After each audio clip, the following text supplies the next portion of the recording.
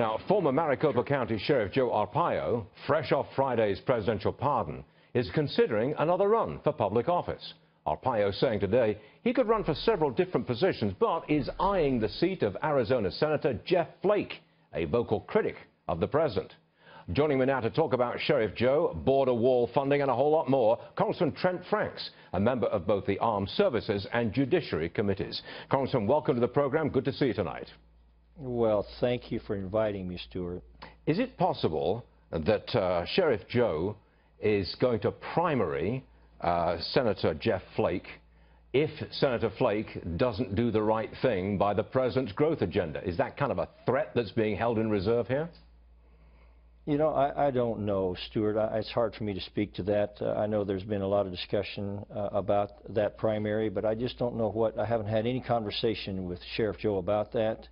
I can understand his frustration right now. I think the man has been kind of dragged through the mud as much as you can imagine. I think his prosecution was, as I've said many times, a political one.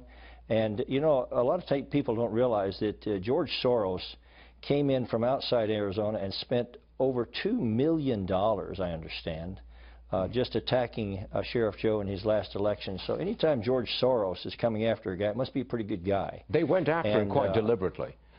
What got me, frankly, Congressman, was the refusal to allow Sheriff Joe a jury trial. That should not be. You should be open before a jury of your peers. Isn't that America? Well, there's no question about that, Stuart. I think that's one of the biggest points anyone could make. And I tell you, there's a very clear reason in this case, and that is that a jury of Joe's peers would have definitely adjudicated him innocent. He would never have been facing any kind of jail time or conviction, in my opinion, and I feel very strongly about that.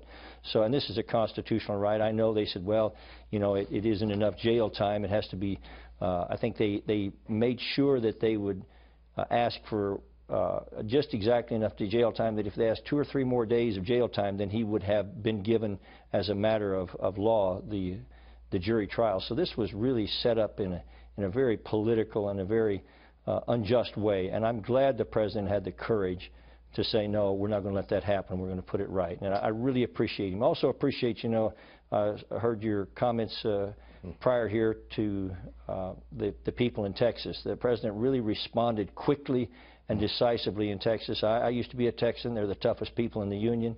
But I think it's great that we're responding as we are as a nation to them. Sir, once a Texan, always a Texan, surely. But let me move on. I have to be somewhat careful being an Arizona member of Congress. Yes, sir. So now you're on the Armed Services Committee in the House. And as you know, the North Koreans have fired this intercontinental ballistic missile. It flew over Japan. We did not attempt to intercept it. We're waiting for the White House response. What do you think our response should be to a clear provocation? Yeah, well, you know, North Korea has watched several presidents in a row, Mr. Clinton and Mr. Obama, making it tremendous concessions to them without sort of securing the hostage in these cases. And so they think they can do it again. I think they're making a mistake here in a big way. My first recommendation years ago when they were preparing to launch their first test was to position our advanced Aegis capability there and to try, in the cases where it would be effective, to shoot down and intercept this early on where they would understand that we're serious. And I think that we have to make sure that they know that to go after us is a terrible mistake. But ultimately, I think the administration is doing that. I also think that right now we should tell the whole world that you can either trade with North Korea or you can trade with America, but you can't do both. Our economy is probably somewhere in the neighborhood of 1,000 times the size of North Korea's, and we do still have a great deal more pressure that we could do there, and that goes for China. There are about a dozen or so Chinese companies that prop up most of North Korea's economy. But as a missile defense chairman in the Congress, you know I believe in the importance of being able to defend this country against incoming missiles.